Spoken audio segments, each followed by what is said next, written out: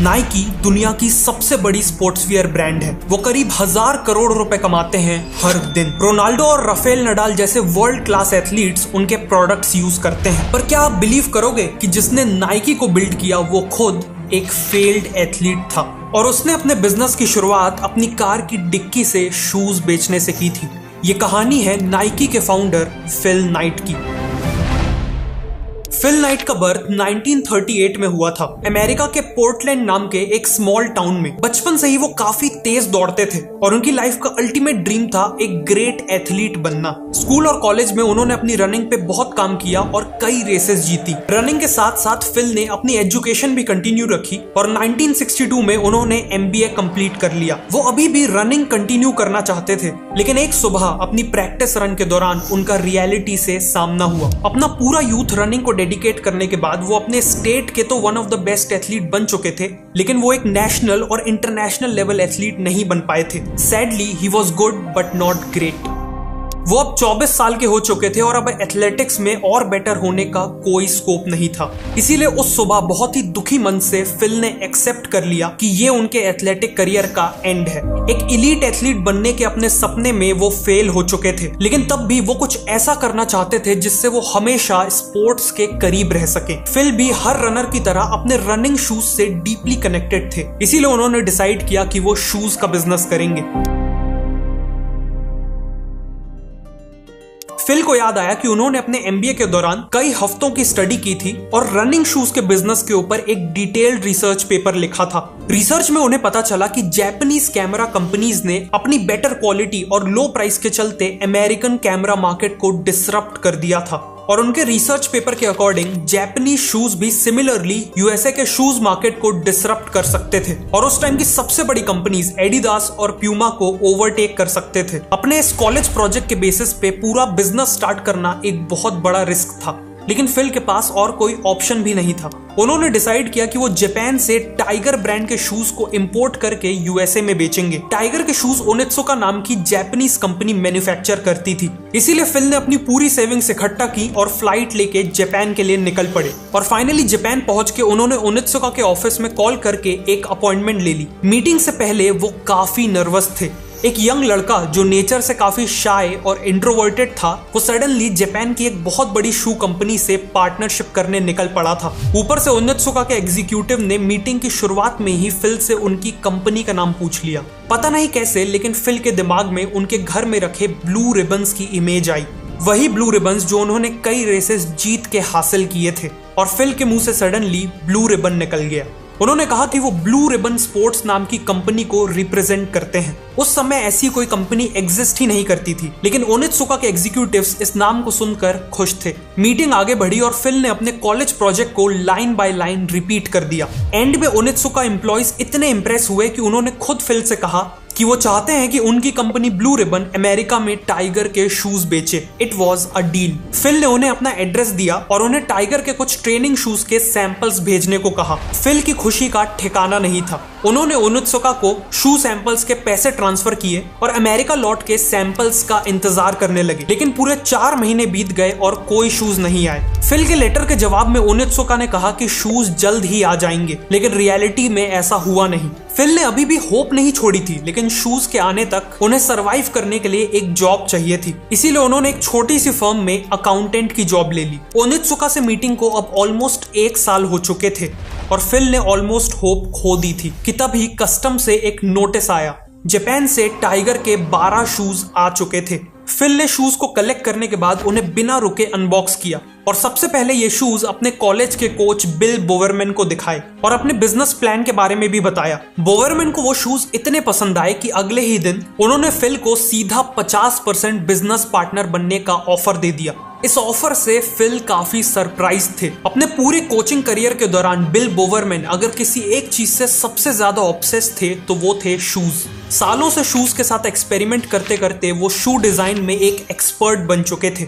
उनका पूरा focus shoes को हल्का बनाने में रहता था। वो अक्सर बिना पूछे अपने स्टूडेंट्स के शूज ले लेते थे और उन शूज को टियर करके उनमें कई दिन तक माइनर मॉडिफिकेशंस करने के बाद वापस करते थे। और सच में उनके इन मॉडिफिकेशंस के बाद एथलीट्स की परफॉर्मेंस मैसिवली इंप्रूव होती थी। साथ में बिल बोवरमैन एक जीनियस कोच और एक नेचुरल लीडर भी थे। फिल और बाकी रनर्स के लिए वो एक गॉड लाइक फिगर थे और आज वही गॉड लाइक फिगर फिल का बिजनेस पार्टनर बनना चाहता था। It was a no brainer. Phil ने बोवरमैन से हाथ मिलाया और अब वो दोनों 50-50 पार्टनर्स थे।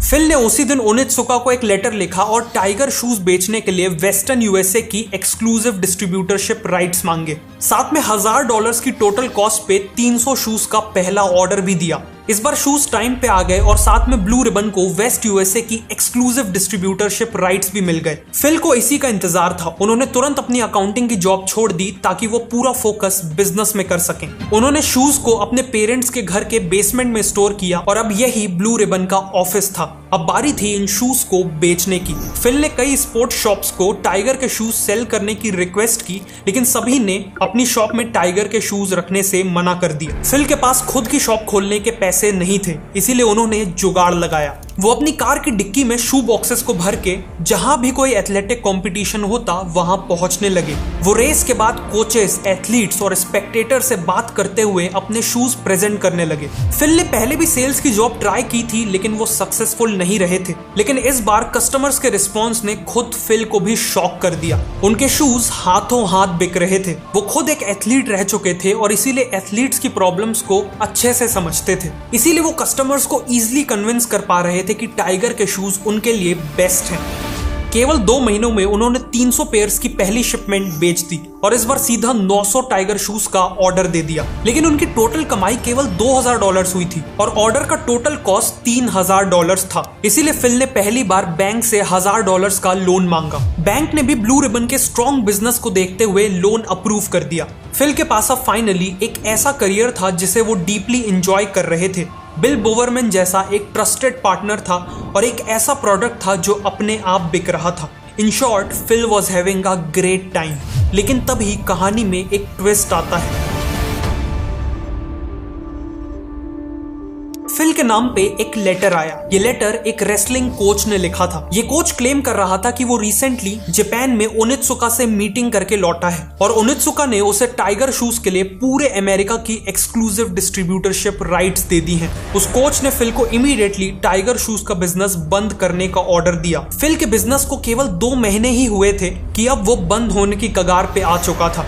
उन्होंने तुरंत ओनित्सुका को क्लैरिफिकेशन मांगते हुए एक लेटर लिखा, लेकिन उनका कोई रिस्पॉन्स नहीं आया। इसीलिए फिल ने डिसाइड किया कि वो जापान जाएंगे और ओनित्सुका को कन्फ्रंट करेंगे। फिल ने अपनी मीटिंग के दौरान साफ किया कि कैसे उनके साथ गलत हुआ है। उन्होंने अपनी स्ट्रॉन्ग सेल्स का आर्ग्यूमेंट दिया और फ्यूचर प्लान्स भी समझाए। अगले दिन उनकी मीटिंग सीधा कंपनी के ओनर मिस्टर ओनित्सुका से हुई और फिल से मिलते ही ना जाने कैसे, लेकिन उन्हें फिल पे ट्रस्ट हो गया। मिस्टर ओनित्सुका ने कहा कि फिल का पैशन उन्हें उनके यंग डेज की याद दिलाता है और इसी के साथ उन्होंने फिल को वापस वेस्टर्न यूएसए की डिस्ट्रीब्यूटरशिप दे दी। फिल वॉज रिलीव्ड, लेकिन प्रॉब्लम्स अभी खत्म नहीं हुई थी। बिजनेस का पहला साल कंप्लीट होने के बाद ब्लू रिबन ने $8000 की सेल्स की थी और उन्होंने दूसरी सिटी में एक्सपेंड करने के लिए जेफ जॉनसन नाम का एक सेल्समैन भी हायर कर लिया था। जेफ की खासियत यह थी कि वो भी फिल की तरह एक एथलीट रह चुका था और अपने काम को लेकर एक्सट्रीमली पैशनेट था और इसीलिए बिजनेस के दूसरे ही साल की सेल्स $16000 यानी सीधा डबल होने वाली थी।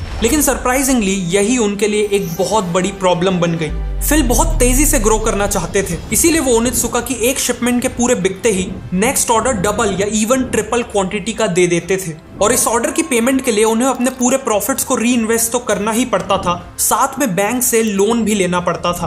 बेसिकली 1 साल के बिजनेस के बाद ब्लू रिबन पे हजारों डॉलर्स का लोन चढ़ चुका था और कैश फ्लो नेगेटिव था। इसी के चलते बैंक्स ने फिल को और लोन देने से मना कर दिया और सडनली बिजनेस को चलाने के लिए कैश था ही नहीं। ब्लू रिबन के सर्वाइवल के लिए फिल को कैसे भी पैसों का इंतजाम करना था, इसीलिए फिल ने वापस से एक अकाउंटेंट की जॉब ले ली, इस बार PwC में। वो अपनी पूरी सैलरी बिजनेस में इन्वेस्ट करने लगे। दूसरी तरफ उनके पार्टनर बिल बोवरमैन टाइगर के शूज को बेटर बनाने पे काम कर रहे थे। बोवरमैन ने रियलाइज किया कि अमेरिकन्स की बॉडी जापानीज के कंपैरिजन में ज्यादा लंबी और हैवी होती है, इसीलिए उनके शूज भी डिफरेंट होने चाहिए। बोवरमैन ने टाइगर के शूज को भी टियर करके उनपे कई एक्सपेरिमेंट्स किए। टर्निंग पॉइंट आया जब उन्होंने टाइगर के ही अलग अलग शूज के बेस्ट फीचर्स को मिला के अमेरिकन्स के लिए एक अल्टीमेट डिस्टेंस ट्रेनिंग शू डिजाइन किया। उन्होंने शूज का नाम कॉर्टेज रखा। ओनित्सुका ने कॉर्टेज की मैन्युफैक्चरिंग स्टार्ट की और ये शूज अमेरिकन मार्केट में आते ही सुपर सक्सेसफुल हो गए। फिल के मैनेजमेंट और बोवरमैन के शू डिजाइन के चलते अगले 5 सालों में पूरे अमेरिका में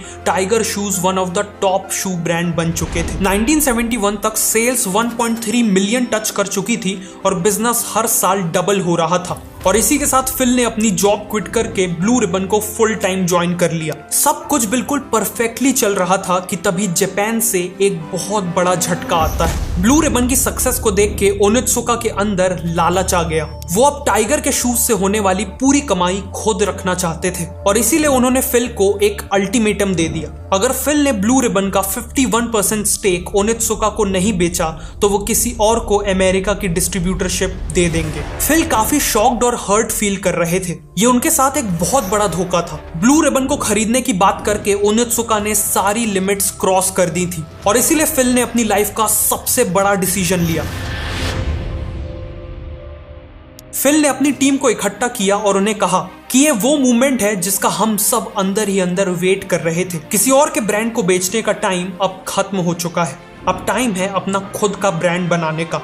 इसी के साथ उन्होंने ओनित्सुका से पार्टनरशिप तोड़ दी और अब खुद के ब्रांड के शूज मैन्युफैक्चर करने की ठान ली। सबसे पहला स्टेप था एक नया लोगो बनाना। फिल चाहते थे कि उनके शू ब्रांड का लोगो एथलीट्स के अंदर एक sense of running, sense of motion और सेंस ऑफ विक्ट्री जगाए। प्लस वो लोगो ऐसा होना चाहिए जो शू के साइड में फिट हो सके। उन्होंने लोगो डिजाइन के लिए एक ग्राफिक डिजाइन स्टूडेंट को हायर कर लिया। कुछ दिन बाद उस स्टूडेंट ने कई डिजाइन्स दिखाए। एम्प्लॉयज ने उनमें से एक कर्व्ड और थिक चेकमार्क जैसा दिखने वाला लोगो सिलेक्ट किया। फिल ने उस ग्राफिक डिजाइन स्टूडेंट को उसकी हेल्प के लिए थैंक किया और $35 की फी पे कर दी। लोगों के बाद अब अगला स्टेप था ब्रांड का नाम चुनना। फैल्कन और डायमेंशन 6 जैसे कई नाम सजेस्ट किए गए, लेकिन फिर कंपनी के पहले सेल्समैन जेफ जॉनसन ने सबको बताया कि लास्ट नाइट उनके सपने में एक बहुत ही अच्छा नाम आया है और वो नाम था नाइकी। ग्रीक में विक्ट्री की गॉडेस को नाइकी कहा जाता है, इसीलिए ये नाम सूटेबल था और एक्सेप्ट भी कर लिया गया। इसके बाद फिल ने एक थर्ड पार्टी मैन्युफैक्चरर को शूज बनाने के लिए हायर कर लिया। नाइकी ने उन्हें डिजाइन्स भेजे और शूज की मैन्युफैक्चरिंग स्टार्ट हो गई और फाइनली 30 मई 1971 को नाइकी ब्रांड के शूज पूरी दुनिया के लिए ऑफिशियली लॉन्च हो गए। लेकिन अनलाइक टुडे उस समय नाइकी को कोई नहीं जानता था। प्लस एडिडास, प्यूमा और अब खुद टाइगर जैसे ब्रांड्स नाइकी के लिए बहुत बड़े कॉम्पिटिटर्स थे जो किसी भी नई ब्रांड को क्रश करने के काबिल थे। इसीलिए फिल ने नाइकी की मार्केटिंग के लिए एक ऐसी स्ट्रेटेजी यूज की जो 1970s में कोई नहीं कर रहा था। उन्होंने देखा कि दूसरे रनर्स उसी ब्रांड के शूज पहनना पसंद करते थे जिस ब्रांड के शूज वर्ल्ड के बेस्ट एथलीट्स पहनते थे। इसीलिए नाइकी ने उस समय के बेस्ट रनर स्टीव प्रीफोंटेन के साथ एनुअली $5000 की डील की नाइकी को प्रमोट करने के लिए। और इसी के साथ नाइकी सबसे पहली ब्रांड्स में से एक बन गई जिसने एथलेटिक्स ब्रांड एंडोर्समेंट्स को as a marketing strategy use किया। फिल की दूसरी स्ट्रेटेजी थी अपनी सेल्स टीम को स्ट्रेटेजिकली चुनना। नाइकी की सेल्स टीम में हमेशा ऐसे लोगों को हायर किया जाता था जो या तो खुद एथलीट्स रह चुके थे या फिर एथलेटिक्स के लिए बहुत पैशनेट थे। इससे होता यह था कि सेल्स टीम अपने कस्टमर्स जो मोस्टली एथलीट्स थे उनकी प्रॉब्लम्स और नीड्स को अच्छे से समझ पाते थे, जिससे अल्टीमेटली प्रोडक्ट डिजाइन, सेल्स और आफ्टर सेल्स सर्विस की क्वालिटी बहुत बढ़ जाती थी। इन दो स्ट्रेटजीज के अलावा फिल ने अपना एक्सपीरियंस, पुराना कस्टमर बेस और बोवरमैन के शू डिजाइन का फायदा उठा के नाइकी को ग्रो किया। एज अ रिजल्ट 1980 तक नाइकी 2700 एम्प्लॉयज की टीम बन चुकी थी, $270 मिलियन की सेल्स टच कर ली थी और एडिडास को बीट करके यूएसए की सबसे बड़ी एथलेटिक शू कंपनी बन चुकी थी। फिल को फाइनली लगने लगा कि उन्होंने पूरे यूएसए की सबसे स्ट्रॉन्ग एथलेटिक्स ब्रांड बना ली है। लेकिन फिर एंट्री हुई एक ऐसी कंपनी की जिसने नाइकी को हिला के रख दिया और वो कंपनी थी रीबॉक। नाइकी का मेन फोकस हमेशा से अपने शूज को स्पोर्ट्स के लिए बेस्ट बनाने का था। लुक्स और स्टाइल उनका फोकस कभी भी नहीं था। लेकिन 1980s में फैशन ट्रेंड और एथलेटिक शूज के टेस्ट में एक मेजर चेंज आया। अब लोगों को केवल एक स्ट्रॉन्ग और बेटर परफॉर्मेंस वाला शू नहीं चाहिए था, उन्हें चाहिए था एक ऐसा शू जो परफॉर्मेंस के साथ साथ लुक्स में अट्रैक्टिव और स्टाइलिश हो, और रीबॉक ने कस्टमर्स को वही दिया। इवेंचुअली कस्टमर्स का नाइकी से कनेक्शन टूटने लगा। कंपनी को पहली बार लॉस हुआ और कई एम्प्लॉयज तक को ले ऑफ करना पड़ा। 1986 में रीबॉक नाइकी को सरपास करके यूएसए की सबसे बड़ी एथलेटिक शू कंपनी बन गई। नाइकी को अब सर्वाइव और ग्रो करने के लिए जल्द ही कुछ मैजिकल करना था और इस काम के लिए नाइकी ने चुना एक मैजिकल बास्केटबॉल प्लेयर को, माइकल जॉर्डन।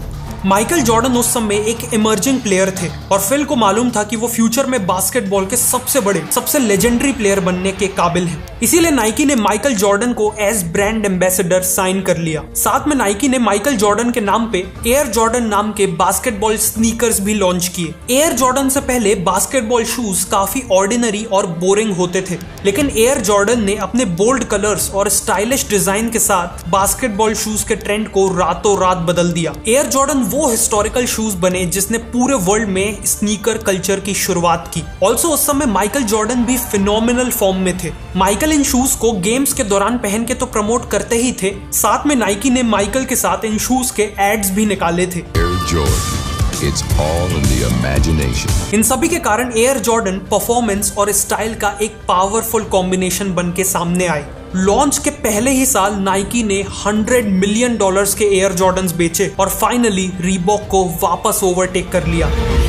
इस सक्सेस के बाद नाइकी कभी नहीं रुका। 1990s में उन्होंने ग्लोबली एक्सपैंड किया, एक के बाद एक कंट्रीज को कॉन्कर करते चले गए। शूज के अलावा बाकी स्पोर्ट्स वियर में एंट्री ली और आज के दिन करीब 12 लाख करोड़ रुपए की वैल्यूएशन के साथ नाइकी वर्ल्ड की सबसे बड़ी स्पोर्ट्स वियर ब्रांड है। फिल और नाइकी की जर्नी सच में फिनोमिनल है और इस जर्नी का सबसे इंपॉर्टेंट लेसन है एग्जीक्यूशन।